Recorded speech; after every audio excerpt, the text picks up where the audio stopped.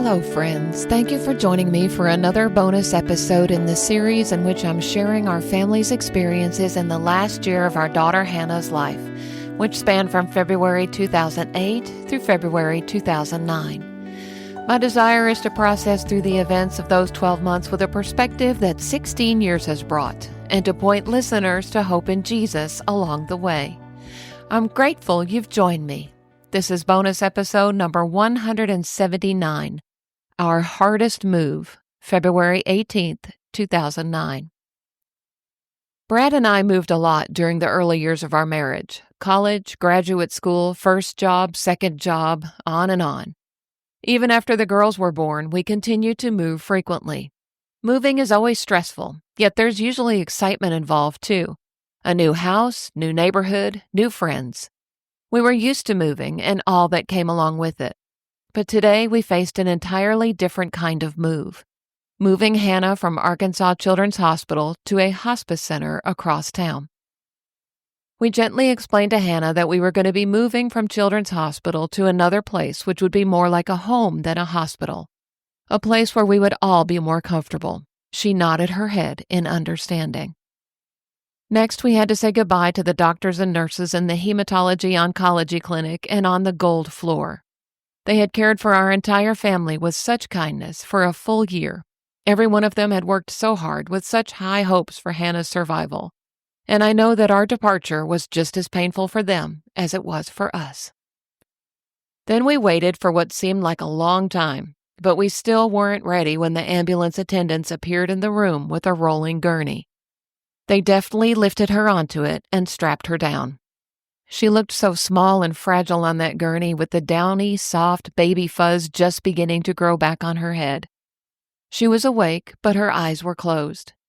The rolling trip seemed to take us up and down every hallway of the hospital. Our extended family trailed along behind us, lugging all of our belongings, and we tried not to meet the sympathetic eyes of the people we passed in the halls. I felt sure everyone knew where we were going. We were clearly leaving, and one look at Hannah would have told them we were not coming back. When we were still up in the room, we had asked the attendants if Bethany and I could both ride with Hannah, and they told us only one of us could accompany her in the ambulance. Policy, you know. Bethany really, really wanted to ride with her, and we had decided we would let her do it so she could have the memory of that final ride with her sister. My heart was breaking, though. I couldn't imagine not sitting beside Hannah on that ride. After the attendants loaded Hannah up, one of them leaned out and said to me, "Do you still want to ride with us?" He didn't have to ask me twice. I jumped right in. Bethany sat in the front with the driver, and I sat in the back on a little ledge near Hannah's feet. I was so thankful for their compassion in breaking their policy just this one time. Brad and several of our extended family members would follow in their own vehicles. We drove through the city of Little Rock in no hurry, no lights flashing or siren blaring, an eerily quiet ambulance, surrounded by cars full of people going on with their daily routines. I could see them through the windows, and I was amazed at how normal their lives all seemed to be. The ambulance guy was so kind.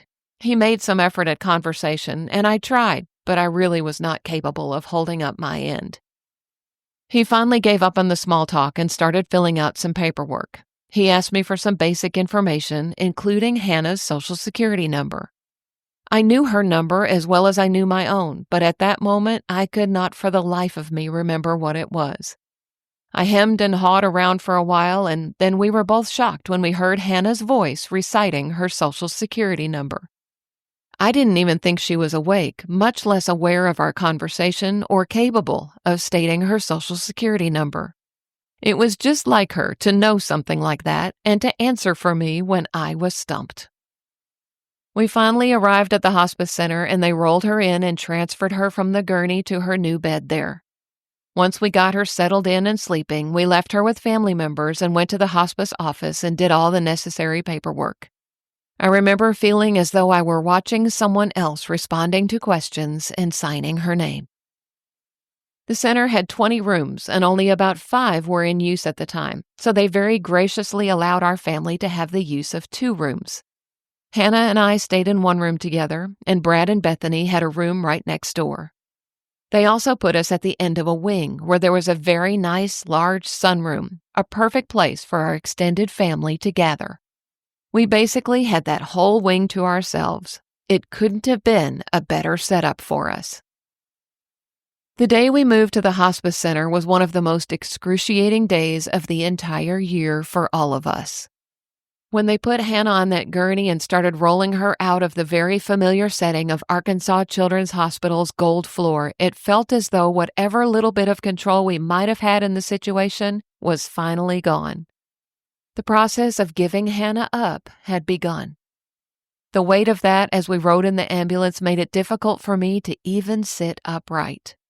And as we entered the hospice center doors for the first time, the sense of finality was overwhelming, knowing that on the day we walked out those doors, we would be leaving without Hannah. Yet even in the midst of the devastating emotions of that day, God gave us peace. I don't know how. I can't even begin to explain it. Looking back at it today, I really don't know how we survived it.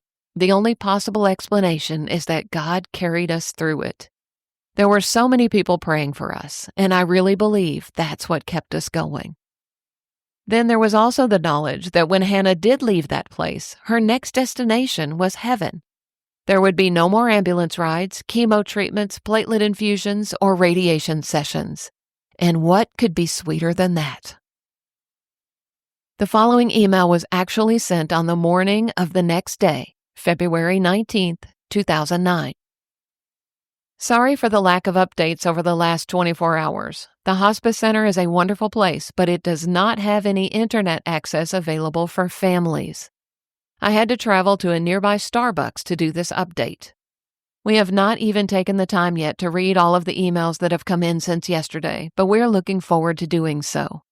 We believe we have the internet situation worked out and should have access at the center soon, but I wanted to go ahead and send something out this morning. The transport yesterday from Children's Hospital to the hospice center was thankfully uneventful. I was really nervous about how Hannah would handle the stress of the situation, but she did fine. As a matter of fact, the ambulance attendant asked me her Social Security number, and while I was hemming and hawing about trying to remember it, she told him what it was. I didn't even know she was awake or aware of our conversation. It was emotionally difficult to leave Children's Hospital. We have lots of memories there and have truly come to love the people there, but it has been a good move for us. Our setting is much more home-like and comfortable, and we basically have a whole wing to ourselves in the hospice center. Hannah continues to rest comfortably and is in no pain or distress of any kind. We do welcome any visitors who would like to come, but have decided as a family that we would like to cut off visits by 5:30 p.m. in order to allow us some private family time each evening. We really appreciate your understanding in this matter.